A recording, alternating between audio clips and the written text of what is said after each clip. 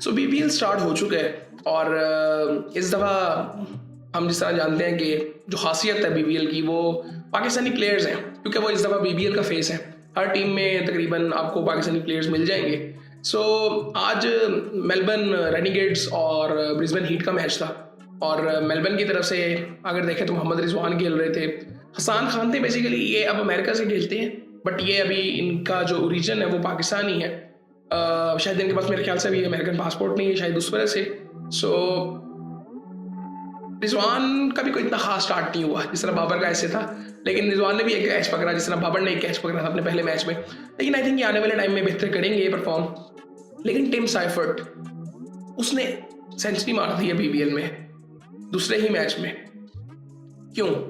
अभी ये ना बड़ा इंटरेस्टिंग हो गया था आज का मैच कि हमें ये देखना बड़ा इंपॉर्टेंट है। मैं ये देख रहा था कि जब ये मैच हुआ ना, मुझे लगा कि जब हम पाकिस्तान सुपर लीग की बात करते हैं तो हम ये तो नहीं सोचते कि इन कंडीशंस में शायद ये स्पेसिफिक बैट्समैन बहुत अच्छा हो सकता है। हम सिर्फ नाम देख रहे होते हैं मोस्टली। अगर देखा जाए, देखते होंगे टेक्निकल चीज़ें, देखते होंगे टीम ऑनर्स, बट अगर देखा जाए हम मोस्टली ये चीज़ें देखते नहीं हैं। लेकिन आई थिंक बीबीएल में बहुत ये चीज़ इंपॉर्टेंट हो जाती है कि आपको कौन से प्लेयर्स लेने हैं, बेसिकली किस ओरिजिन के। ये बड़ी इंपॉर्टेंट चीज़ हो जाती है। हाँ वो ठीक है, वो बहुत बड़े नाम है, बट ये चीज़ बड़ी इंपॉर्टेंट हो जाती है। जिस तरह अब ऑस्ट्रेलिया में मेरे ख्याल से अब जिस तरह हम मैचेस देख रहे हैं, इंग्लैंड की वो परफॉर्मेंस ही नहीं है जो उनकी होनी चाहिए। जो मैं समझता था कि यार इनको इतने मसले नहीं होने चाहिए बाउंस से, बट उनको भी मसले हो रहे हैं। और शायद मैंने पाकिस्तान को भी इतने मसले नहीं देखे, इंडिया को भी नहीं देखे जिस तरह से इंग्लैंड को हो रहे हैं। मेरे ख्याल से इंग्लैंड में, ऑस्ट्रेलिया में बेसिकली जो कंडीशंस होती हैं वो सूट ऑस्ट्रेलियंस के अलावा न्यूजीलैंड के प्लेयर्स को और साउथ अफ्रीका के प्लेयर्स को करती हैं, क्योंकि कंडीशंस काफ़ी हद तक सिमिलर होती हैं। मेरे ख्याल से सबसे डिफ़िकल्ट सिचुएशन जो होती है, कंडीशंस जो होती हैं वो साउथ अफ्रीका और साउथ अफ्रीका में भी नहीं, बेसिकली न्यूजीलैंड में, क्योंकि वहाँ पे जिस तरह से बॉल सीम स्विंग होता है वो बड़ा ज़बरदस्त और बड़ा आई थिंक कई दफ़ा मुश्किल हो जाता है पाकिस्तानी प्लेयर्स के लिए, नहीं सिर्फ दुनिया भर के प्लेयर्स के लिए। इतना ईजी नहीं है वहाँ पे जाके खेलना। बेसिकली हमने पाकिस्तान वाली सीरीज़ भी देखी थी, और भी अगर आपको सीरीज़ देखेंगे तो इतना ईजी नहीं है वहाँ पे फास्ट बॉलर्स को खेलना बेसिकली। सो यहाँ पे अगर बात करें तो 57 रन बनाए थे ओलिवर पीक ने, 212 रन बना दिए उन्होंने 20 ओवरों में मेलबर्न ने। सो साइफर्ट का 100 था, 57 ओलिवर पीक के थे। इंटरेस्टिंग चीज़ ये थी कि रिजवान वन डाउन खेल रहा है, जेक फ्रेजर मैकगर्क 4 नंबर पे खेल रहा है। ये बड़ी इंटरेस्टिंग चीज़ थी। सो ये सूरत हाल थी। उसके बाद अगर बॉलिंग की थोड़ी सी बात करें तो 3 आउट किए जी विल्डरमुथ ने, और 1 आउट की है बार्टलेट ने और डॉली ने। सो उसके बाद ब्रिस्बेन हीट बैटिंग के लिए आता है। अच्छा, इनके तकरीबन मतलब लग नहीं रहा था कि इतनी ज़्यादा ये फाइट कर जाएंगे। कॉलिन मुनरो ने शुरू में 55 रन बनाए, उसके अलावा कोई इतनी खास फाइट नज़र नहीं आई। फिर उसके बाद ह्यूज क्या नाम है इसका, ह्यूज वीवगन ने 38 रन बनाए 20 बॉलों में, 2 छक्के 4 चौके उसने लगाए। लेकिन वो बहुत लेट हो चुका था। मतलब पहली विकेट इनकी 5 पे गिरती है, दूसरी 21 पे गिरती है, तीसरी 55 पे गिरती है, चौथी 100 पे गिर जाती है, 5वीं 106 पे, छठी 108 पे, फिर 7वीं 186 पे गिरती है। छठी विकेट के बाद इनकी पार्टनरशिप लगती है और वो लग नहीं रहा था कि वहाँ से इतनी लंबी पार्टनरशिप लग जाएगी, लेकिन ये फिर भी फाइट यहाँ पे हो गई और 198 रन तक ये पहुँच गए थे। बॉलिंग की अगर बात करें मेलबर्न की तो 3 आउट किए हैं जी सदरलैंड ने, और 2-2 आउट किए हैं संधू और बहरन डॉफ ने। सो ये सूरत हाल थी दूसरे मैच की। अब काफ़ी बात हो रही है बीबीएल की, लेकिन मैं पहले भी बात कर चुका हूँ और इस दफ़ा ना मेरी फीलिंग, मुझे याद है कि मैंने पहले भी इस लीग को फॉलो की है, लेकिन इस दफ़ा मेरी आई थिंक मुझे बहुत डिफरेंट चीज़ें नज़र आई हैं। अब जिस तरह से फॉर एग्जांपल मैं बताऊं कि बहुत ज़्यादा कंपैरिजन किया जाता है डिफरेंट लीग्स का। सो मुझे लगता है कि जो पैरामीटर होना चाहिए वो एक ही हो सकता है। वो हम पैसा भी नहीं कर सकते सिर्फ, वो सिर्फ क्वालिटी ऑफ क्रिकेट हो सकती है या फिर ऑडियंस हो सकती है। सो ऑडियंस के लिहाज से अगर देखा जाए तो दूसरी सबसे बड़ी ऑडियंस पाकिस्तान की है। सो पाकिस्तान सुपर लीग इसलिए बेहतर है, क्वालिटी ऑफ क्रिकेट भी डिसेंट होती है, बहुत ज़बरदस्त होती है। इसी तरह अगर आप आईपीएल की बात करते हैं, अगर आप कंपेयर करेंगे, मैं हमेशा कहता हूँ इंटरनेशनल क्रिकेट से लीग्स को कंपेयर नहीं किया जा सकता। उस लिहाज से डिसेंट ही होती है। आप जितनी मर्जी ज़बरदस्त प्रोडक्शन कर लें, आपको वो चीज़, वो प्रेशर नहीं होता जो इंटरनेशनल क्रिकेट में होता है। अभी रिसेंटली हम देख चुके हैं, आईपीएल का टैलेंट भी हमने देखा है, पीएसएल का टैलेंट भी देखा है। पाकिस्तान की, मैं कहता हूँ पाकिस्तान पीएसएल का टैलेंट नहीं आता, जो ये इमर्जिंग एशिया कप वगैरह या अंडर 19 वगैरह खेल रहे होते हैं, ये पाकिस्तान डोमेस्टिक का टैलेंट है जो कि बिल्कुल रॉ होता है, कोई ग्रूमिंग नहीं इनकी हुई होती। सो हमने वो कंपैरिजन भी देख लिया, इवन दुनिया भर से भी हमने देख लिया है। जो रॉ टैलेंट आता है उसके कंपैरिजन में जो आईपीएल का ग्रूम टैलेंट होता है, सो कोई इतना ज़्यादा फर्क नहीं है।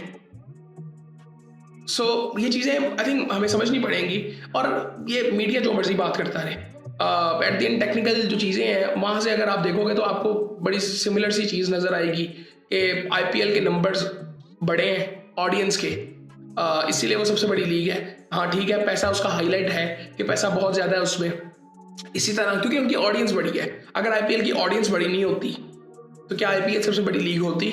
नहीं होती। आईपीएल का सबसे बड़ा जो एक फॉर एग्जाम्पल अभी आप रिसेंटली देख लें, जो इश्यूज अभी चल रहे हैं स्पॉन्सर्स के साथ, वो बड़े अजीब से हैं, और वो रियलिटी चेक दे रहे हैं सबको, दुनिया भर को। ये सिर्फ बीसीसीआई को नहीं, आईसीसी को नहीं, दुनिया भर को उसने एक रियलिटी चेक दी है कि क्रिकेट को असल में चला कौन रहा है। सो वो असल में फॉर एग्जाम्पल अगर आप देखें टेक्निकली तो क्या चीज़ चेंज हुई है, गैम्बलिंग एप्स जो है वो उन्होंने बैन की हैं इंडिया में। सो असल में सबसे ज़्यादा पैसा वहाँ से ही आ रहा था। सो उसका इम्पैक्ट हमें नज़र आया। जिस तरह आईसीसी के टूर्नामेंट्स के लिए अभी वो ब्रॉडकास्टिंग के इश्यूज नज़र आ रहे थे, एट दी एंड उन्होंने कहा नहीं वही है ब्रॉडकास्टर जो पहले थे, कोई ऐसा मसला नहीं है। लेकिन ये बातें हुई होंगी तो बाहर आई हैं। इसी तरह उनका रेवेन्यू भी कम हुआ, आईपीएल की वैल्यूएशन कम हुई है। ये सारी चीज़ें बड़ी इंपॉर्टेंट होती हैं और हमें ये चीज़ समझनी पड़ेगी। उसके अलावा ऑडियंस की बात करें तो फिर पाकिस्तान की ऑडियंस ही आती है। आप पाकिस्तान इंडिया को साइड पर कर दोगे तो क्रिकेट कुछ भी नहीं है, और वो मुझे डिक्लाइन नज़र आ रहा है। मैं जब लीग्स को भी देखता हूँ और वो डिक्लाइन तो बिल्कुल साफ नज़र आ रहा है कि जिस तरह से क्रिकेट चल रही है।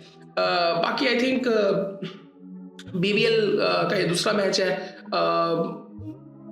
मज़ा आ रहा है, मतलब इसलिए आज से मज़ा आ रहा है कि ठीक है, कंडीशंस को लोग एंजॉय करते हैं, ब्रॉडकास्टिंग को एंजॉय करते हैं। लेकिन बेसिकली मैं पहले भी बात कर चुका हूँ कि थोड़ा सा डिफरेंट इस लिहाज से है कि मैं जो उम्मीद लगा के बैठा था ना कि बहुत ज़्यादा रिस्पॉन्स ऑडियंस की तरफ से भी होगा पूरी दुनिया में, मुझे वो नहीं उतना खास कोई नज़र आया। क्योंकि मैं सोशल मीडिया में भी इनको देख रहा हूँ। वो ठीक है कि पाकिस्तान की एक ऑडियंस का एक पुश आया बीबीएल में, बाबर आजम की वजह से, शाहीन रिजवान की वजह से, शादाब की वजह से, हारिस रऊफ की वजह से, बट आई थिंक उस तरह से नहीं था। दुनिया भर से मैं बात कर रहा हूँ कि जिस तरह से आईपीएल या पीएसएल की हम बात करते हैं, पीएसएल की जब बात करते हैं तो उस वक्त सब बात पीएसएल की कर रहे होते हैं। आईपीएल जब चल रहा होता है तो सब आईपीएल की बात कर रहे होते हैं। पूरी दुनिया की क्रिकेट रुकी होती है। सो अब पीएसएल भी सेम टाइम पे होता है तो तब भी ऐसे ही होता है। सो आई थिंक ये चीज़ें सोचने वाली हैं जो क्रिकेट को चला रहे हैं बेसिकली, क्योंकि ये चीज़ें बड़ी इंपॉर्टेंट हैं। और खैर ठीक है, अभी तो ये स्टार्ट हुई है लीग, मुझे लगता है कि पाकिस्तानी प्लेयर्स अच्छा करेंगे और इनको करना भी चाहिए। अपॉर्चुनिटी ये बहुत बड़ी है, इनकी पर्सनल ब्रांड वैल्यू और पाकिस्तान के लिए आई थिंक बड़ी इंपॉर्टेंट चीज़ है। मेरा ये मानना ये था कि इन प्लेयर्स के लिए ये इंपॉर्टेंट इसलिए है कि इनके दिमाग ज़रा खुलेंगे, एक रियलिटी चेक मिलेगा कि दुनिया भर में सिर्फ क्रिकेट के लिए नहीं, जनरली एक ग्रूमिंग के लिए क्या चीज़ें इंपॉर्टेंट है। सो अगर देखा जाए तो उनका बेसिकली कहना ये है कि जी इन प्लेयर्स को हमने इसलिए बुलाया कि हमारे प्लेयर्स इनसे सीख सकें। बिल्कुल उनका तो बिल्कुल यही है, लेकिन हमारे प्लेयर्स इतने ज़्यादा ग्रूम नहीं होते मेरे ख्याल से जितना उनको होना चाहिए बेसिकली। लेकिन आई थिंक फिर भी ये नाम तो बहुत बड़े हैं, बाबर आजम, शाहीन, रिजवान। सो आई थिंक इनको मेरे ख्याल से इनके लिए भी अपॉर्चुनिटी है कि वो ब्रांड वैल्यू पाकिस्तान की और अपनी ऊपर लेके जाएं यहाँ पे, क्योंकि ज़ाहिर बात है ये जो लीग है ना, ये बहुत कम लोग देख रहे हैं, लेकिन कुछ ऐसे लोग देख रहे हैं जो मतलब असल में मेरे कहने का मतलब ये है कि यहाँ पे ऑस्ट्रेलिया में परफॉर्म करो तो दुनिया उसको एक्नॉलेज करती है।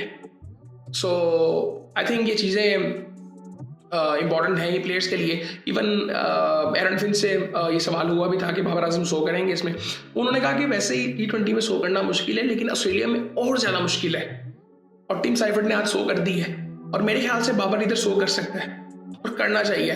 सो अगर मैं इन तीनों की बात करूं, बाबर रिजवान की बात करूं, तो मुझे लगता है कि बाबर यहाँ पे शो कर सकता है, इवन रिजवान भी कर सकता है, बट आई थिंक बाबर के ज़्यादा चांस है क्योंकि वो टेक्निकली बहुत स्ट्रॉन्ग है।